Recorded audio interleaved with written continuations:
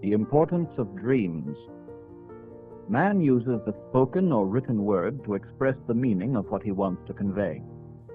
His language is full of symbols, but he also often employs signs or images that are not strictly descriptive. Some are mere abbreviations or strings of initials, such as UN, UNICEF, or UNESCO. Others are familiar trademarks, the names of patent medicines, badges, or insignia. Although these are meaningless in themselves, they have acquired a recognizable meaning through common usage or deliberate intent. Such things are not symbols. They are signs, and they do no more than denote the objects to which they are attached.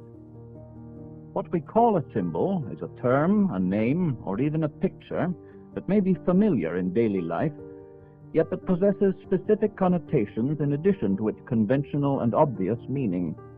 It implies something vague, unknown, or hidden from us. It has a wider unconscious aspect that is never precisely defined or fully explained, nor can one hope to define or explain it. As the mind explores the symbol, it is led to ideas that lie beyond the grasp of reason. Because there are innumerable things beyond the range of human understanding, we constantly use symbolic terms to represent concepts that we cannot define or fully comprehend. This is one reason why all religions employ symbolic language or images. But this conscious use of symbols is only one aspect of a psychological fact of great importance.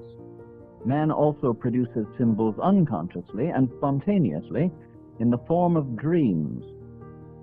It is not easy to grasp this point, but the point must be grasped if we are to know more about the ways in which the human mind works. Man, as we realize if we reflect for a moment, never perceives anything fully or comprehends anything completely.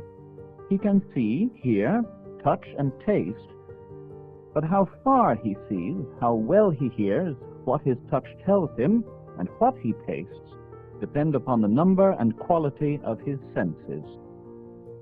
These limit his perception of the world around him. By using scientific instruments, he can partly compensate for the deficiencies of his senses. For example, he can extend the range of his vision by binoculars, or of his hearing by electrical amplification. But the most elaborate apparatus cannot do more than bring distant or small objects within range of his eyes, or make faint sounds more audible. No matter what instruments he uses, at some point he reaches the edge of certainty beyond which conscious knowledge cannot pass. There are, moreover, unconscious aspects of our perception of reality. The first is the fact that even when our senses react to real phenomena, sights and sounds, they are somehow translated from the realm of reality into that of the mind. Within the mind, they become psychic events whose ultimate nature is unknowable, for the psyche cannot know its own psychical substance. Thus, every experience contains an indefinite number of unknown factors, not to speak of the fact that every concrete object is always unknown in certain respects, because we cannot know the ultimate nature of matter itself. Then there are certain events of which we have not consciously taken note. They have remained, so to speak, below the threshold of consciousness. They have happened, but they have been absorbed subliminally without our conscious knowledge. We can become aware of such happenings only in a moment of intuition, or by a process of profound thought that leads to a later realization that they must have happened. And though we may have originally ignored their emotional and vital importance, it later wells up from the unconscious as a sort of afterthought. It may appear, for instance, in the form of a dream. As a general rule, the unconscious aspect of any event is revealed to us in dreams, where it appears not as a rational thought, but as a symbolic image.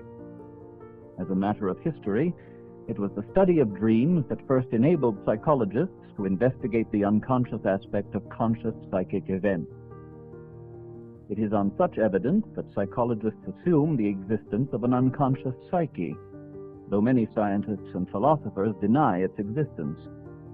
They argue, naively, that such an assumption implies the existence of two subjects, or, to put it in a common phrase, two personalities within the same individual.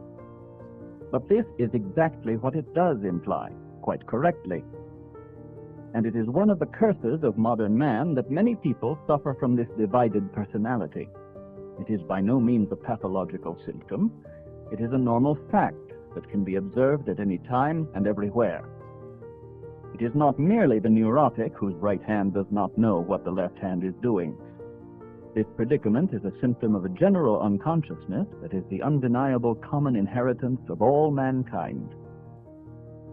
Man has developed consciousness slowly and laboriously in a process that took untold ages to reach the civilized state, which is arbitrarily dated from the invention of script in about 4000 BC. And this evolution is far from complete, for large areas of the human mind are still shrouded in darkness. What we call the psyche is by no means identical with our consciousness and its content. Whoever denies the existence of the unconscious is in fact assuming that our present knowledge of the psyche is total. And this belief is clearly just as false as the assumption that we know all there is to be known about the natural universe. Our psyche is part of nature, and its enigma is as limitless. Thus, we cannot define either the psyche or nature. We can merely state what we believe them to be and describe, as best we can, how they function. Quite apart, therefore, from the evidence that medical research has accumulated, there are strong grounds of logic for rejecting statements like, "There is no unconscious." Those who say such things merely express an age-old misoneism, a fear of the new and the unknown. There are historical reasons for this resistance to the idea of an unknown part of the human psyche. Consciousness is a very recent acquisition of nature, and it is still in an experimental state. It is frail, menaced by specific dangers, and easily injured. As anthropologists have noted, one of the most common mental derangements that occur among primitive people is what they call the loss of a soul, which means, as the name indicates, a notable disruption, or more technically, a dissociation of consciousness. While this situation is familiar to us from the studies of anthropologists, it is not so irrelevant to our own advanced civilization as it might seem. We too can become dissociated and lose our identity. We can be possessed and altered by moods, or become unreasonable and unable to recall important facts about ourselves or others, so that people ask, "What the devil has got into you?" We talk about being able to control ourselves, but self-control is a rare and remarkable virtue. We may think we have ourselves under control, yet a friend can easily tell us things about ourselves of which we have no knowledge. Beyond doubt, even in what we call a high level of civilization, human consciousness has not yet achieved a reasonable degree of continuity. It is still vulnerable and liable to fragmentation. This capacity to isolate part of one's mind, indeed, is a valuable characteristic. It enables us to concentrate upon one thing at a time, excluding everything else that may claim our attention. But there is a world of difference between a conscious decision to split off and temporarily suppress a part of one's psyche, and a condition in which this happens spontaneously, without one's knowledge or consent, and even against one's intention.